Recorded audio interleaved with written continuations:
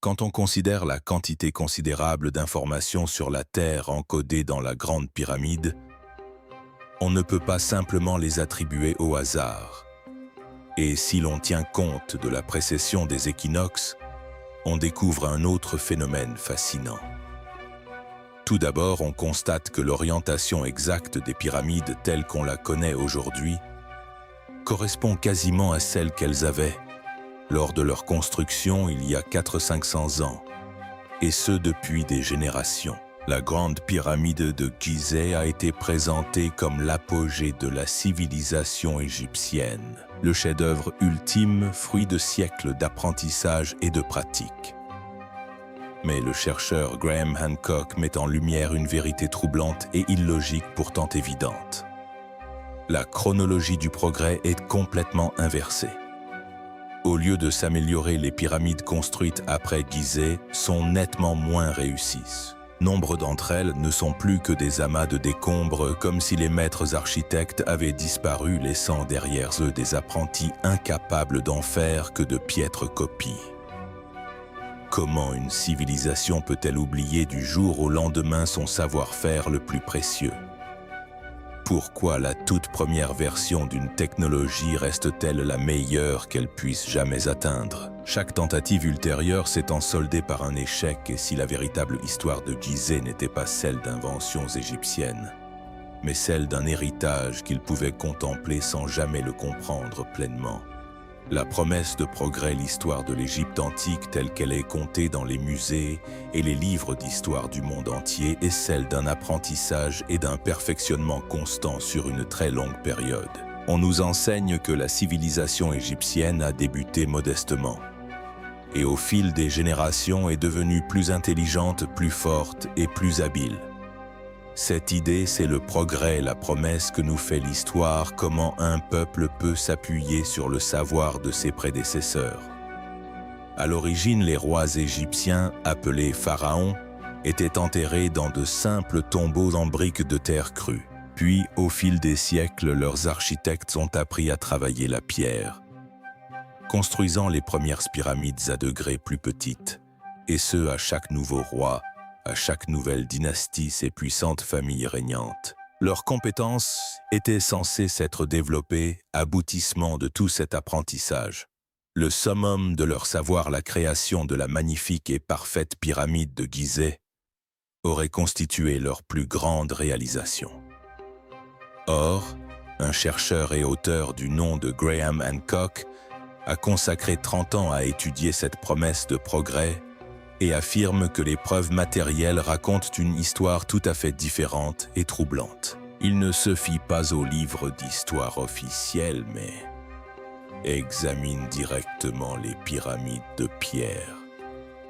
Et ce qu'il découvre n'est pas une histoire de progrès, mais celle d'un déclin soudain et inexplicable. Hancock soutient que la chronologie de la construction des pyramides en Égypte est complètement inversée, ce qui va à l'encontre de toute logique et de tout bon sens. Il ne pose pas la question habituelle de savoir comment les Égyptiens ont réussi à construire un tel chef-d'œuvre à Gizeh. Mais une question bien plus dérangeante, comment ont-ils pu atteindre un niveau de perfection absolue pour ensuite oublier aussitôt tout ce qu'ils venaient d'apprendre? Ce mystère est la clé pour percer le secret des véritables bâtisseurs des pyramides. Graham Hancock soutient que la preuve ne se cache pas dans un texte ancien, mais qu'elle réside dans la qualité des pierres et la conception même des édifices. Il suggère de s'intéresser non pas à ce que les Égyptiens ont construit à Gizeh, mais à ce qu'ils ont tenté en vain de construire par la suite. Pour comprendre cette incroyable histoire de technologie perdue, il faut d'abord revenir au chef-d'œuvre supposé la Grande Pyramide et examiner attentivement les preuves la reliant à son propriétaire officiel. Le problème, comme nous le verrons, est que ces preuves sont non seulement ténues, mais presque totalement absentes. L'héritage sans propriétaire. Tout le récit officiel du progrès égyptien repose entièrement sur une idée centrale. La Grande Pyramide de Gizeh auraient été construites comme tombeau final du pharaon Khufu. Selon cette chronologie, les pyramides plus petites, moins parfaites, auraient précédé la grande pyramide et symboliseraient les longues années d'apprentissage, celles-ci représentant l'aboutissement, le chef-d'œuvre d'une civilisation entière. Pour que cette histoire soit vraie, le lien entre Khufu et la pyramide doit être solide, absolu et indéniable. Mais lorsqu'on examine les preuves concrètes d'un œil critique comme l'a fait Graham Hancock, le lien se fissure et ce magnifique héritage apparaît comme un édifice sans véritable propriétaire. Le premier problème majeur réside dans l'absence totale de décoration royale traditionnelle à l'intérieur de la pyramide. Dans l'Égypte antique, le tombeau d'un pharaon était un lieu sacré et animé, et ses murs étaient toujours ornés d'œuvres d'art et d'inscriptions complexes. Ces décorations, parmi lesquelles figuraient des hiéroglyphes, n'étaient pas de simples ornements. Ces technologies étaient indispensables pour guider l'âme du roi dans le périlleux voyage de l'au-delà. On le constate dans tous les autres grands tombeaux royaux d'Égypte, leurs murs sont couverts d'incantations, de prières et d'images des dieux. Pourtant, l'intérieur de la grande pyramide offre un contraste saisissant. Ses longs couloirs et ses hautes chambres sont faits de pierres parfaitement taillées mais totalement vierges. On n'y trouve aucun hiéroglyphe officiel gravé sur ses principaux murs intérieurs, ni pour louer Khufu, ni pour guider son âme. Cette étrange et silencieuse vacuité est le premier indice majeur que la vocation première de l'édifice était tout autre que celle d'un tombeau. Le second problème concerne le sarcophage de granit découvert dans la chambre royale principale. Ce sarcophage était censé contenir la momie du roi, mais il est lui aussi totalement vierge et dépourvu de toute décoration sans nom ni titre royal. Lors de sa découverte, il était vide et aucune trace de corps ou de trésor funéraire n'a jamais été trouvée à l'intérieur de la grande pyramide. L'explication courante est que des pilleurs de tombes ont tout emporté il y a des milliers d'années. Mais cela n'explique pas pourquoi ils auraient également effacé toutes les sculptures et inscriptions des murs. Ceci nous amène à la dernière preuve la plus controversée. La seule chose qui relie directement Khufu à la pyramide est une série de marques de peinture rouge grossières découvertes dans de petites chambres scellées situées bien au-dessus de la chambre royale.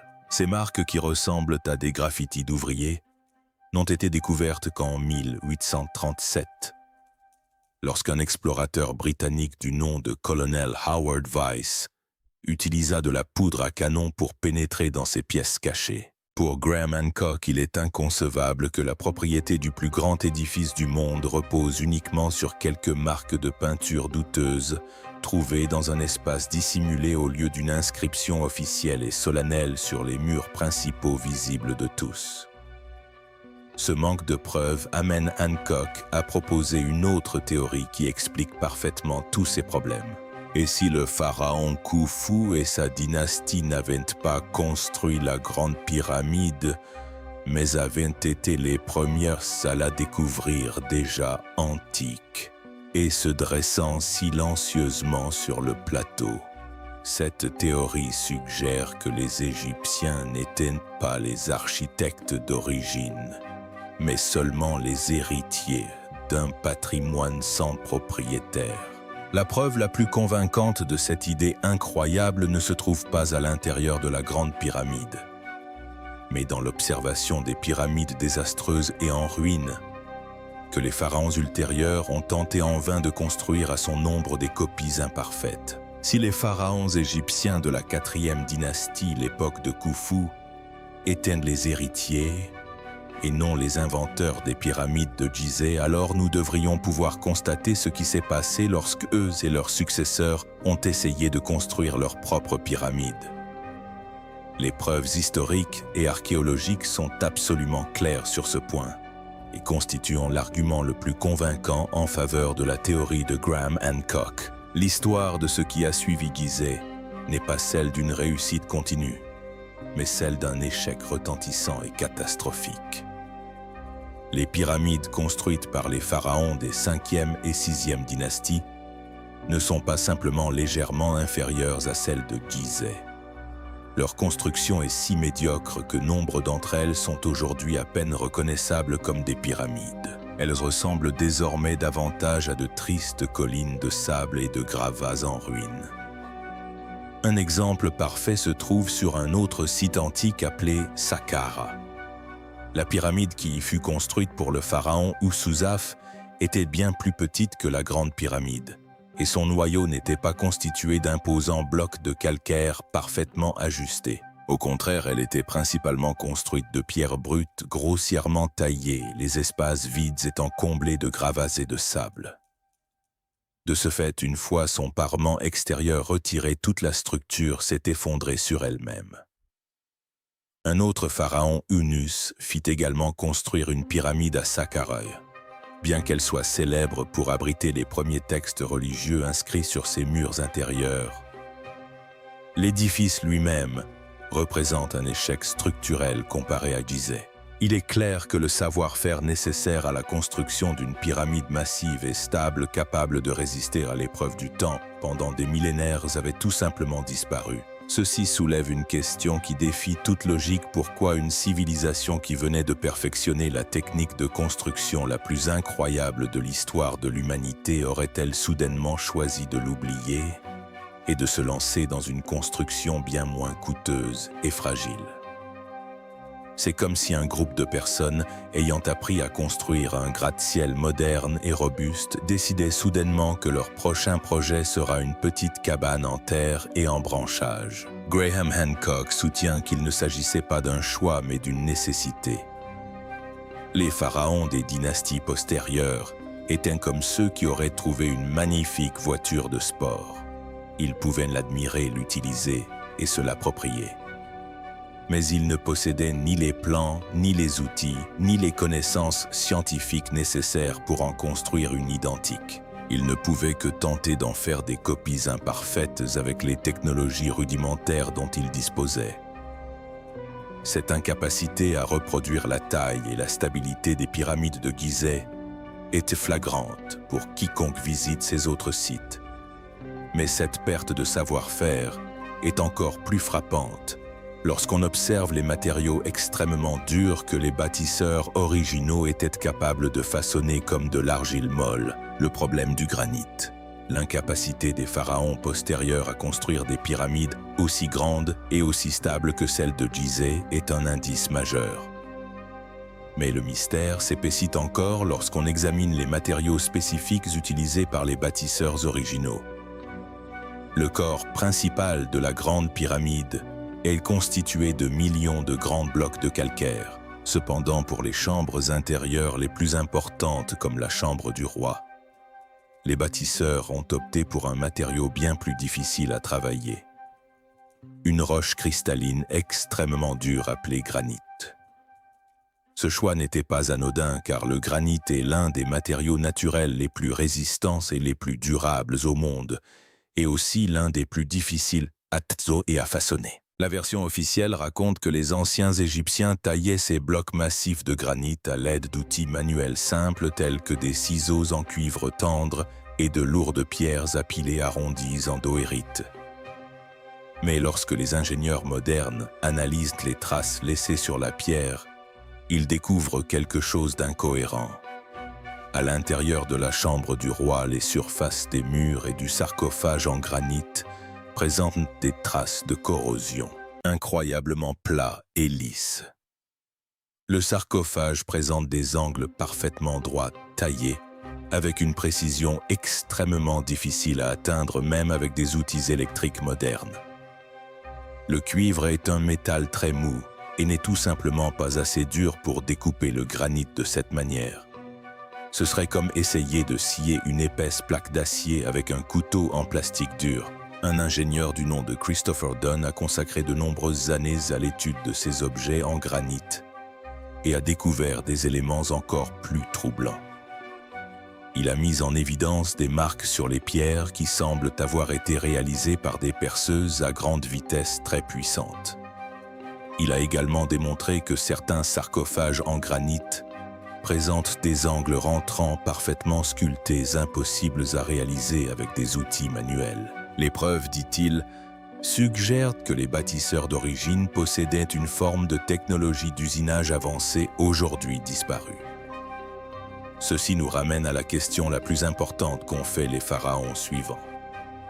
Si les Égyptiens de l'époque de Khufu maîtrisaient réellement cette incroyable technologie de travail du granit, les rois suivants auraient dû l'utiliser également. Or, c'est l'inverse qui se produit. Dans les pyramides en ruine plus récentes, l'utilisation de granit taillé avec précision est beaucoup plus rare. Les bâtisseurs ultérieurs ont presque toujours opté pour le calcaire beaucoup plus tendre et plus facile à façonner avec leurs outils plus rudimentaires. C'est là une preuve supplémentaire et convaincante de la perte de savoir-faire.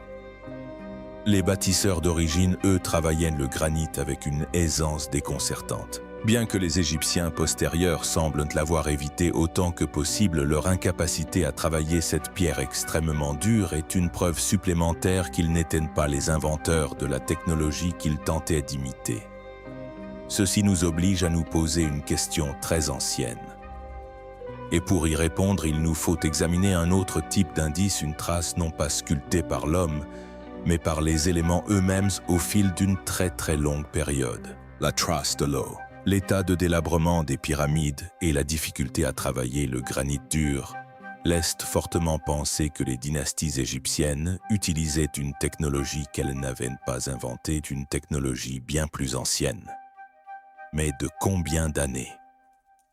Pour tenter de répondre à cette question, il faut s'intéresser un instant à l'autre monument mystérieux et gigantesque du plateau de Gizeh, le Grand Sphinx. Cette statue colossale à corps de lion et à tête humaine a été sculptée dans un seul bloc de calcaire. Selon la légende, le Sphinx aurait été créé par le pharaon Khéphren, le même roi qui fit construire la deuxième plus grande pyramide de Gizeh, ce qui lui conférerait environ 450 ans. Pendant très longtemps, cette histoire a fait consensus.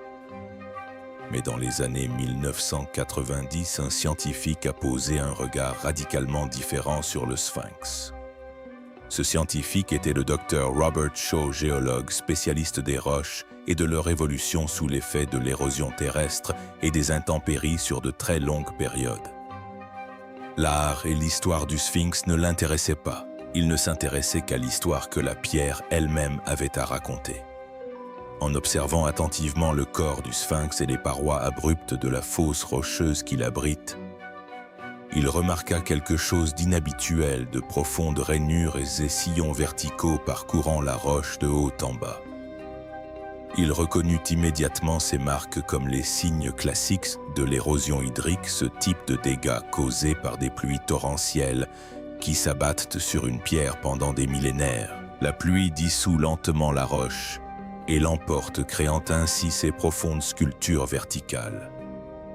Or, cette découverte pose un problème majeur.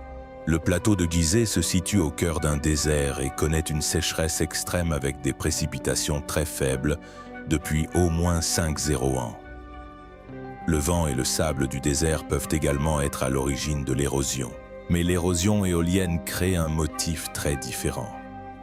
Elle se caractérise par des bandes horizontales et des surfaces lisses et arrondies, et non par de profondes rainures verticales. Le Dr Shaw a conclu que la seule explication possible pour les marques présentes sur le Sphinx est une période où le climat de cette région du monde était beaucoup plus humide avec des pluies abondantes et régulières. La dernière fois que cette région a connu un climat de ce type remonte à la fin de la dernière grande période glaciaire, plus de 70 ans avant l'époque des pharaons. Ces preuves géologiques suggèrent que le Sphinx n'a pas 400-500 ans mais pourrait avoir 12 ans, voire plus. Cela place un monument de pierre géant et très sophistiqué en plein cœur d'une époque où l'histoire nous dit qu'il n'y avait que de simples chasseurs-cueilleurs. Et si le Sphinx est si ancien, qui étaient donc les personnes qui possédaient le savoir-faire et l'organisation nécessaire pour le construire, le portrait de la génération zéro? L'érosion hydrique du Sphinx conduit à une conclusion surprenante. Une civilisation sophistiquée construisait des monuments de pierre colossaux à Gizeh, des milliers d'années avant les premiers pharaons égyptiens. Cette datation ancienne remontant à plus de 1200 ans situe ces mystérieux bâtisseurs à la toute fin de la dernière période glaciaire. Graham Hancock ne croit pas qu'il s'agisse d'extraterrestres. Il est convaincu qu'ils appartenaient à une civilisation humaine incroyablement avancée, aujourd'hui complètement oubliée de l'histoire. Il nomme cette civilisation disparue « Génération Zéro », car ses membres étaient les architectes originaux, les premiers maîtres d'une technologie et d'une science qui ont presque totalement disparu de la surface de la Terre. C'est cette génération qui a appris à construire avec d'énormes pierres, à tailler le granit avec précision et à ériger des monuments capables de traverser les siècles. Alors qu'est devenue cette civilisation avancée? Hancock, ainsi qu'un nombre croissant de scientifiques, pensent que la génération zéro a été presque entièrement anéantie par une série de terribles catastrophes mondiales survenues entre 12 800 et 11 500 avant notre ère. Les géologues ont désormais découvert partout dans le monde des preuves de cette période de catastrophes intenses marquée par des inondations massives, des changements climatiques rapides et des indices suggérant l'impact de fragments de comètes sur Terre. Cet événement cataclysmique aurait détruit des villes, effacé des littoraux et plongé le monde entier dans un âge sombre, anéantissant la civilisation avancée de l'ère glaciaire. Mais quelques survivants ont survécu. Ces survivants étaient comme les gardiens d'une flamme sacrée de la connaissance de leur monde disparu. Au cours des siècles et des millénaires qui ont suivi la catastrophe, ces petits groupes de survivants ont parcouru le monde, transmettant des fragments de leur savoir éclairé aux tribus de chasseurs-cueilleurs plus primitives, qui avaient également survécu. On peut encore observer les traces de ce savoir perdu en de nombreux endroits. À Göbektepe, en Turquie, un autre temple de pierre massif et d'une grande complexité vieux de plus de 1101 a été mis au jour.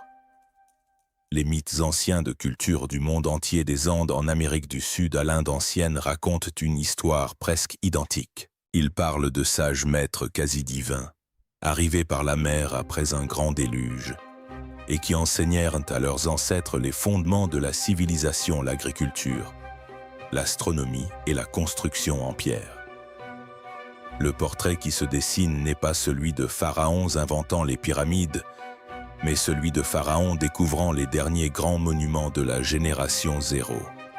Une civilisation qui fut la véritable mère aujourd'hui oubliée de toutes les civilisations ultérieures. Si cette histoire est vraie, il faut se demander pourquoi cette idée à la fois puissante et logique est si farouchement rejetée par les gardiens de l'histoire officielle. La bataille est pour l'héritage, les preuves de l'existence d'une civilisation disparue plus ancienne à l'origine des monuments de Gizeh semblent claires et logiques. Elles expliquent le début impossible, le déclin soudain, le problème du granit et l'ancienneté du Sphinx. Alors pourquoi cette idée n'est-elle pas enseignée à l'université et acceptée par la majorité des égyptologues et des archéologues? Graham Hancock soutient que la raison n'est pas d'ordre scientifique. Il s'agit de préserver un récit qui a fondé notre compréhension de l'histoire pendant plus d'un siècle. L'égyptologie moderne repose sur l'idée que les anciens Égyptiens étaient les seuls inventeurs de leur incroyable civilisation et que les pyramides de Gizeh constituent leur plus grande réalisation, la plus originale. Cette idée est une source d'immense fierté non seulement pour l'égyptologie, mais aussi pour toute la nation égyptienne.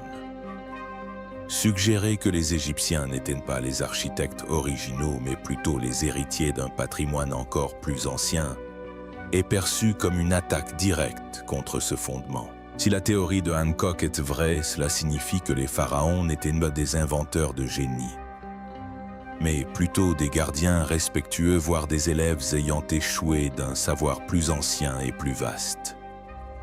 Cela bouleverserait complètement le rôle des anciens Égyptiens dans l'histoire du monde et obligerait une grande partie du monde universitaire à réécrire entièrement le premier chapitre de la civilisation humaine. Un tel changement est tout simplement trop important et trop perturbateur pour être accepté.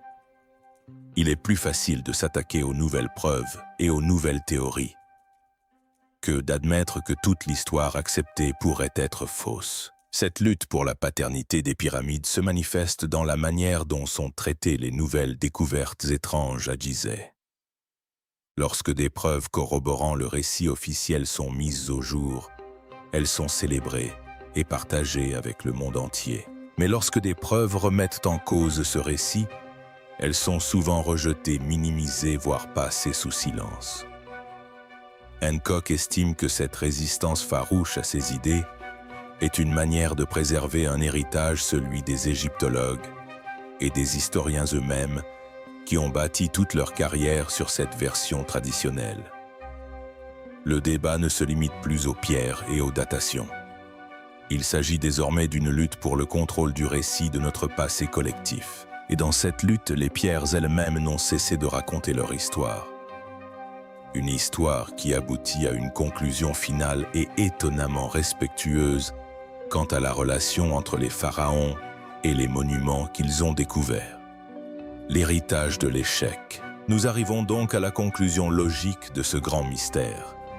La réponse à notre question principale, à savoir pourquoi l'histoire de la construction des pyramides en Égypte semble remonter le temps, c'est désormais clair. Les anciens Égyptiens n'ont pas inventé la technologie permettant de construire la grande pyramide. Ils l'ont découverte.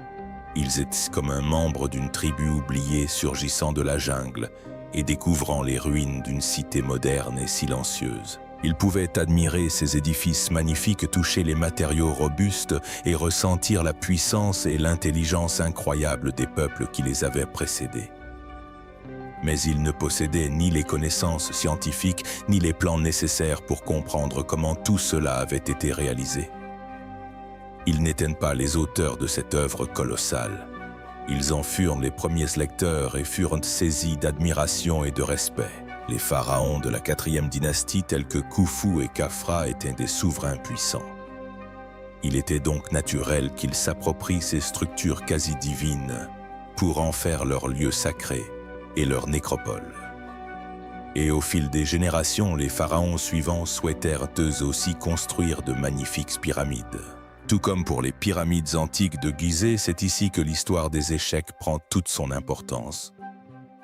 Chaque pyramide délabrée et mal construite qui a suivi Gizeh n'est pas un signe de faiblesse des Égyptiens. Au contraire, elle constitue la preuve la plus convaincante de la grandeur de la première génération. Chaque tentative infructueuse de copier le chef-d'œuvre original est en réalité une forme d'éloge. C'est l'aveu tacite de la part des pharaons postérieurs de leur incapacité à égaler l'œuvre des maîtres antiques. La preuve finale apportée par Graham Hancock n'est pas un nouvel artefact secret, mais une nouvelle perspective sur les preuves dont nous avons toujours disposé. L'héritage de l'échec est essentiel. Le fait que les compétences des Égyptiens aient régressé est la preuve ultime qu'ils tentaient d'imiter quelque chose qu'ils ne comprenaient pas. Les pyramides qu'ils ont construites avec leur propre technologie plus rudimentaire représentaient leur effort sincère et le plus abouti pour rendre hommage aux monuments parfaits qui se dressaient déjà sur leur terre.